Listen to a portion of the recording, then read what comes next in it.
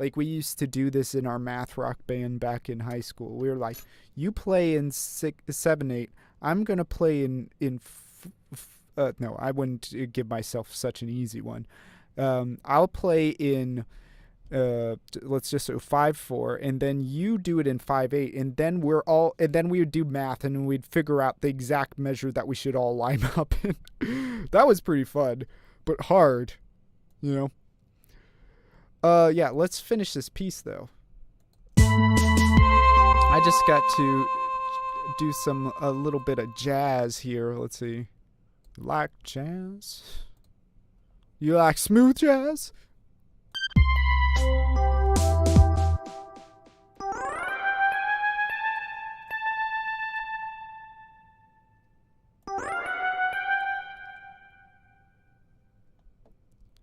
Yeah, dude, try it sometimes. It's a riot.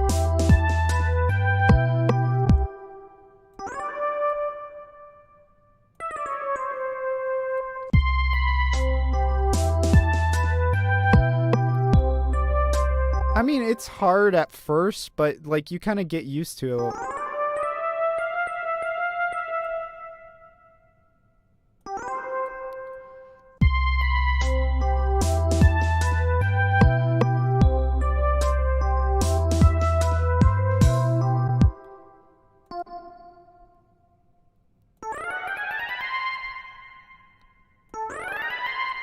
I'm gonna try this.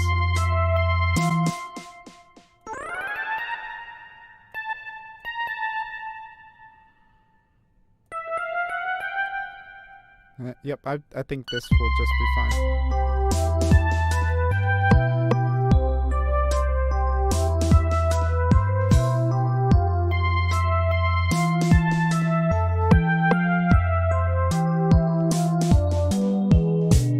Okay, that sounds okay. That sounds all right.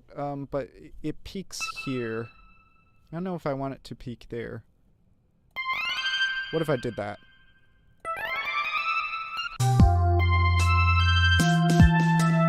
Well, that's supposed to be, hold on. It's supposed to be,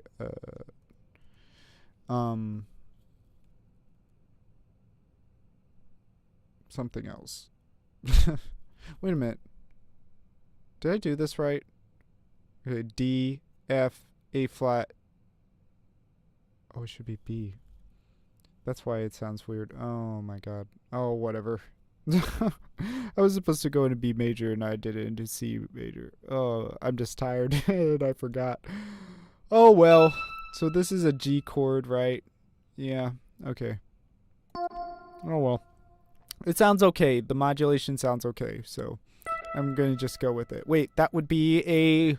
So I just based this whole modulation on a half diminished chord instead. Let's just say that. Woohoo! I'm smart.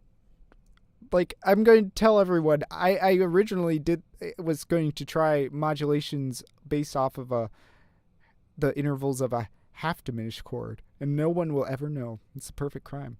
Okay.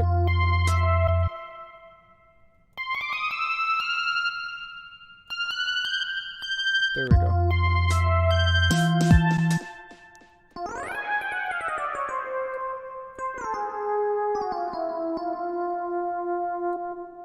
Oh wait, that's supposed to be... There we go. It's a 4.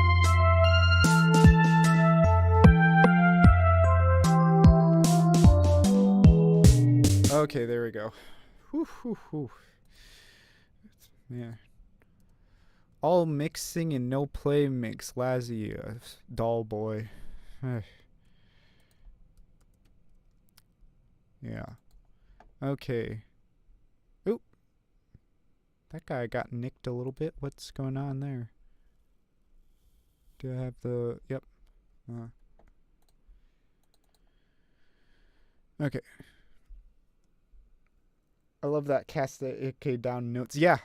That took me by surprise too. See, that's what I like about composition actually. Like a lot of people think that all composers know what the hell they're doing when they're writing music, but a lot of it is just happy accidents, right? It's like Newton like dropping an apple on his head, but I heard that never happened. Like we just find things sometimes and just go along with it, and then it's like I did that. It's like, and then everyone's just, yeah, that's the life of the composer. Okay, so I'm going to take all that. Take this.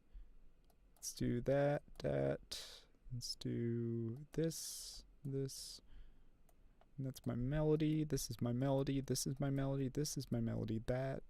This part of it will be my melody. It's like, let's see where this goes. Yeah, exactly. I think that's kind of like the mad scientist in all of us composers, right? And I'm just gonna let it end there. Keep them and yourself guessing. Exactly. It's like proactive aleatoric composition, right? Ooh, I don't like that note. Oof.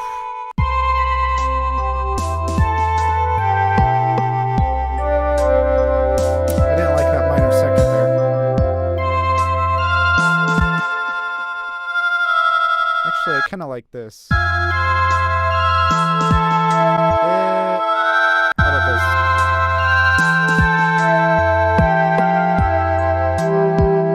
Or what if I did that? That would be kind of weird. If I just... Ooh. Okay. What if I just raised everything by a half step? Would that sound super funky?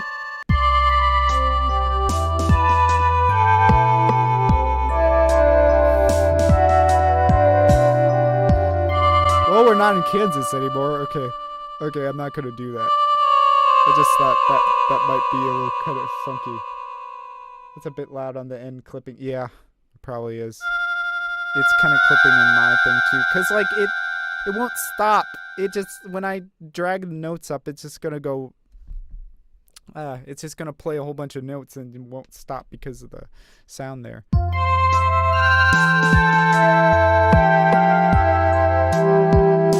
I like adding that ninth there. Oh, that's good. Okay, I think that sounds good enough. I didn't do much on this. I'm probably going to change some stuff around. Like, I pretty much, what I did was just loop this down here, but it was more sometimes that's what I do when I'm experimenting with one element. Like the element that I was experimenting with today was just modulation. So I wanted to do a modulation on a half diminished chord. And then I just kind of don't think about the other elements so much. So I just kind of copy and paste the bass and the kind of alto electric piano part in the drums, of course. And then I just kind of did some meandering melodies on it. And it's like, whatever. It's kind of like Rhapsody-ish, kind of Rhapsody writing, right? Where it just kind of put a whole bunch of different ideas together with these melodies. Well, let's see how it all comes together, and I'm going to let it loop there at the end to hear how it comes to the beginning again. Oh, and this is a full, 2 minutes, 2.5 minutes, actually. Okay. Well, I'm going to have to make a half clip of it. Well, I did that last time, didn't I? All right.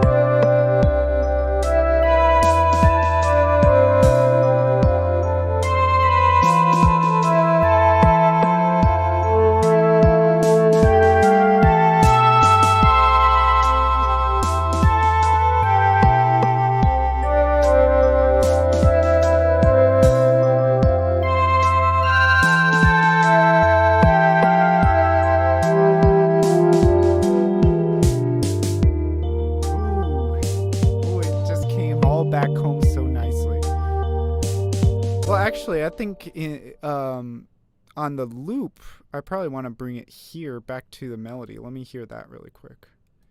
But that echo on the snare gives this a great feel. Yeah, I really like what because like I made a piece for I'm writing music for this one game, and I don't think I can say what game it is yet, but like it they had another composer making the music for it at first, and like they wanted me to use some of the same music and like some of the same ideas and whatnot. And on the title screen, they had this thing going, like this kind of trope going on with the snare and the bass, like also 16-bit, where the bass and the snare, like every other measure, would, like you would have one bass note, a kick note that would just echo like that. And then it would go the snare. And like, I don't know, now I've been really liking using that little spice in a lot of these kind of like atmospheric pieces. Cause like that game it's going to be a, what it is, it's like a space cadet kind of like, they call it Lovecraftian horror. So, I made some gnarly music for that. Yeah.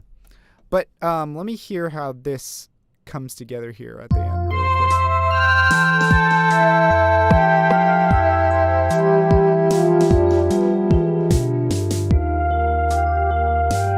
I actually don't like it going back into the melody. I think I'm going to actually loop it back to just like this open part here with just the bass and the thing.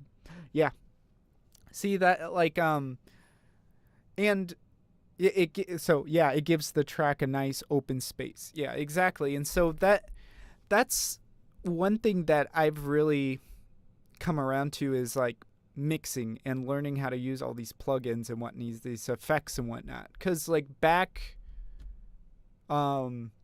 probably a few years ago, maybe 3 or 4 years ago, when I really didn't challenge myself to do these things, like, I was hardcore, like, I only want to write with notes, you know? I was like, I'm going to just write things on paper, and then eventually someone's going to perform it.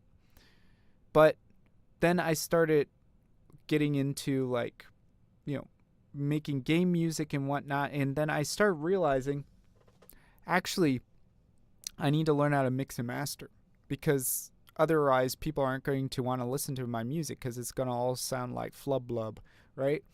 So now I'm starting to realize, though, mixing is also a creative process. Before I thought it was just like, oh, make it look all nice, like trim it up all, you know, it's kind of like bringing your poodle to the, you know, the poodle salon and they make it all puffy, you know. I don't know. It's like, I'd rather just have my poodle. Like, but yeah, I'm starting to realize that things like that, like learning how to use delay correctly, learning how to use reverb, using compression and all these like creative ways, then you open yourself to an entirely new world and new possibilities and things like that. Just like putting delay and just enough and knowing how much delay to put on a snare to make it open like that. It's like, it opens up another dimension to music, because before it's like we have pitch on the y-axis, and on the x-axis you have duration and time, right? Meter, all these things. But then you start getting into sound design, which is like the z-axis, and then you get into like mixing, which can be almost like, I don't know, the alpha axis, I guess you could say, because we're out of letters. But yeah, it's crazy. It's crazy. It's crazy. Like, and I'm glad that I have, because I forced myself on this journey, part of it, like mixing and mastering, and now I'm happy. And now I see like my friends that don't want to learn mixing and mastering. I'm like, dude, do it. Just make yourself do it, and you'll start to love it. I still hate it, but I hate it less. And on that note, I think I'm going to get off and probably take a shower and then watch an episode of The Mandalorian because it's killer. I just watched the first episode of season 2, and I'm so excited to watch the rest of this. Yeah, but thanks, man, for coming on. Like, I'm so excited that other composers are coming on here. Like, I really want people to give me some ideas, and I like talking about things, and I like to, talk about music, talk about languages, talk about traveling, whatever, Come on here and just say things, and you can even tell me what to do. If you think like, hey, why don't you put that note there? Hey, why don't you put this in 766 time or something like that? Like, dude, just throw stuff at me. I love that. Yeah. I'm not one of those guys that's like, I make music in my room with the lights off and by myself naked. I'm not like that kind of a person. Like, I like bringing people into the process, and I'm totally up for whatever ideas you guys might have. Yeah. So, well, good night and early Merry Christmas to you. See ya, man.